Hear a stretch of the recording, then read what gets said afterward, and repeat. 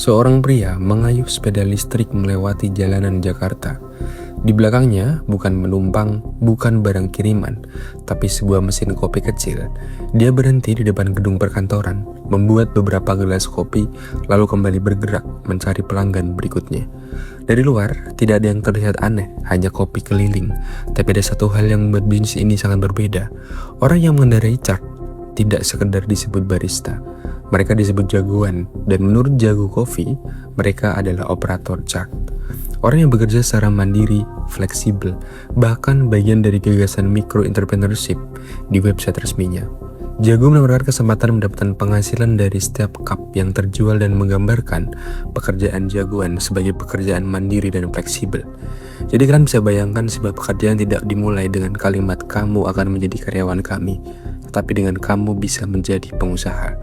Kedengarannya seperti kesempatan yang sempurna, tidak perlu menyewa ruko, tidak perlu membeli mesin espresso mahal, tidak perlu membuka kedai, cukup sebuah chart, kopi, aplikasi, dan jalanan Jakarta. Tapi justru disinilah cerita ini mulai menarik. Karena kalau seorang disebut pengusaha, kita biasa membayangkan satu hal, dia punya kendali penuh atas bisnisnya sendiri. Dia menentukan bagaimana bisnis itu dijalankan, dia mengambil keputusan, dan ketika bisnis rugi, dia menanggung resikonya.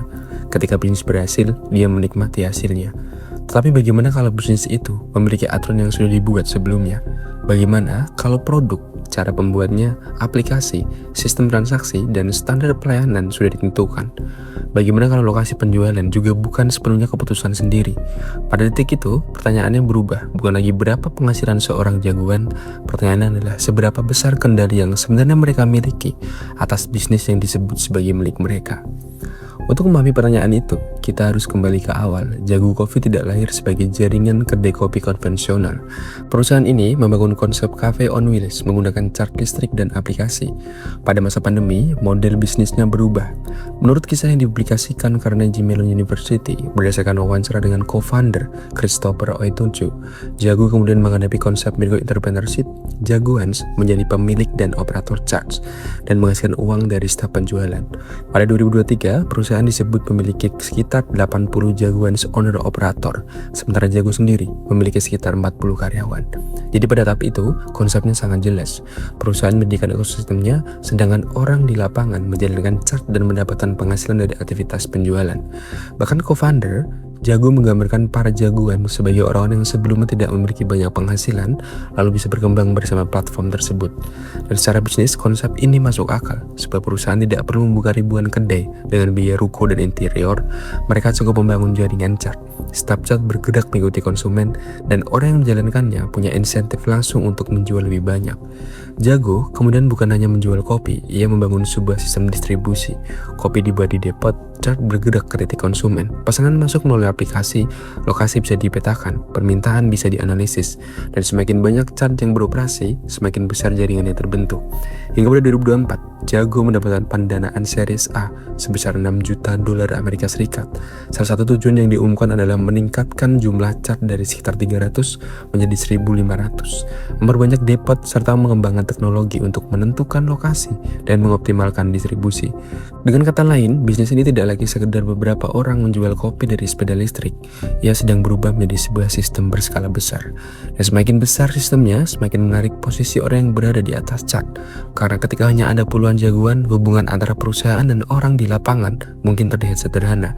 Tapi ketika jumlahnya mencapai ribuan, dibutuhkan sistem. Ada training, ada coaching, ada aplikasi, ada depot, ada pengelolaan stok, ada standar pelayanan, dan ada performa. Bahkan sekarang, Jago Coffee memiliki program penghargaan untuk jagoan dengan performa paling tinggi. Artinya, seperti perusahaan modern pada umumnya, aktivitas di lapangan mulai bisa diukur, dan pengukuran bukan sesuatu yang buruk.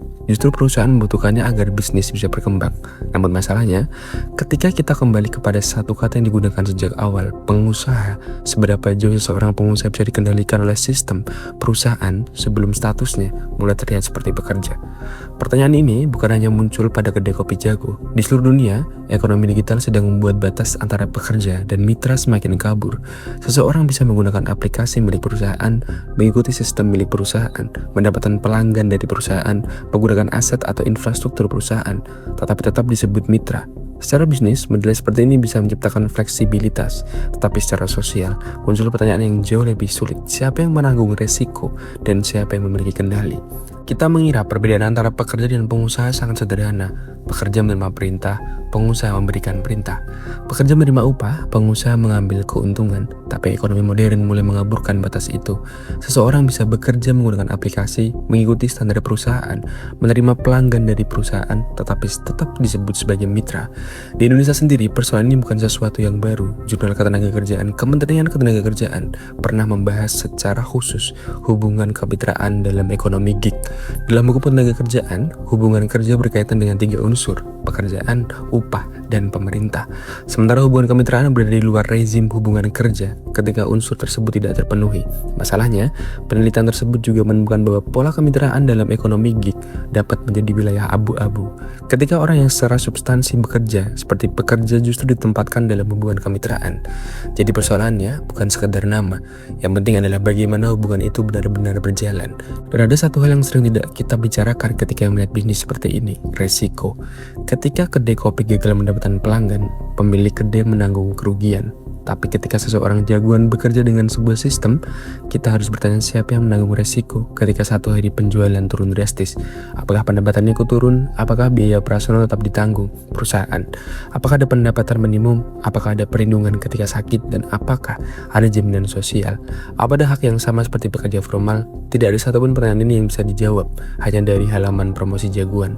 Dan itulah mengapa kita tidak boleh mengarang jawabannya. Justru transparansi mengenai hal-hal tersebut yang harusnya menjadi pusat perhatian.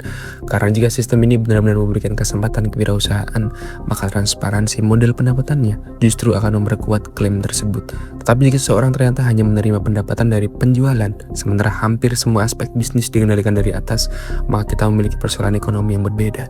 Dan menariknya, Jago sendiri tampak sadar bahwa manusia di atas chart adalah bagian penting dari pertumbuhan perusahaan. Perusahaan menyebut lebih dari 1.500 jagoan dalam ekosistemnya dan memberikan penghargaan kepada 10 performer tertinggi. Mereka menyebut program itu sebagai bentuk pengakuan terhadap konsistensi, disiplin, dan dampak di lapangan. Dari perspektif perusahaan, ini bisa dibaca sebagai investasi terhadap manusia, dan memang tidak ada yang salah dengan memberikan bonus atau penghargaan kepada orang yang berprestasi. Bahkan bisa jadi model ini benar-benar memberikan peluang yang jauh lebih baik dibanding pekerjaan informal lainnya. Dan justru disinilah kita bisa melihat fenomena yang lebih luas dari kopi jago. Di era ketika perusahaan ingin bergerak lebih cepat, banyak pekerjaan mulai dikemas sebagai kemitraan. Freelance, kreator, driver, seller, agent, atau micro entrepreneur. Bagi perusahaan, model seperti ini bisa memberikan fleksibilitas, tapi bagi individu, model ini bisa memberikan kesempatan. Tapi di antara keduanya ada pertanyaan yang belum selesai. Siapa yang mendapatkan kebebasan dan siapa yang mendapat resikonya? Mungkin inilah alasan mengapa konsep seperti Jago Coffee menarik. Karena kopi yang kita beli seharga beberapa ribu rupiah sebenarnya hanyalah bagian paling terlihat dari sebuah sistem yang jauh lebih besar. Di balik satu cup ada petani, roaster, depot, teknologi, aplikasi, chart barista, pelanggan, investor, data, dan di sebuah model bisnis. Kita sebagai pelanggan hanya melihat bagian terakhirnya. Kita melihat seseorang datang dengan cat, membuat kopi lalu pergi.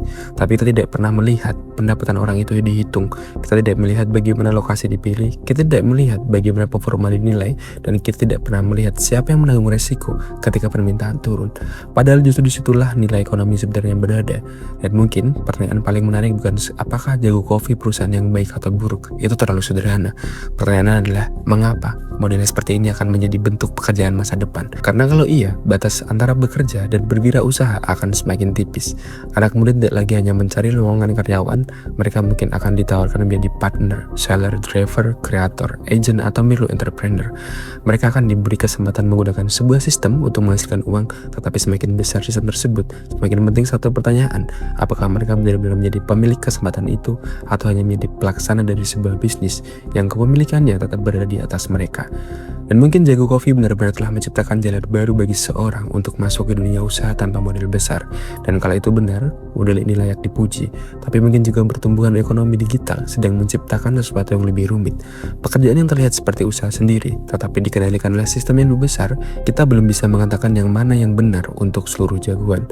Data publik yang tersedia belum cukup untuk membuat vonis, dan mungkin justru disitulah kita harus berhenti. Karena pada akhirnya, seorang jagoan tidak hanya menjual kopi, dia juga menjual menjual waktunya, tenaganya, dan kemampuannya untuk membuat sebuah sistem bekerja. Pertanyaan sekarang tinggal satu. Ketika sebuah perusahaan mengatakan kamu adalah pengusaha, apakah orang yang berada di atas chart benar-benar mendapatkan kebebasan seorang pengusaha atau hanya mendapatkan resiko seseorang pengusaha tanpa seluruh kendalinya? Memang, tapi inilah Kopi Jago di Jakarta.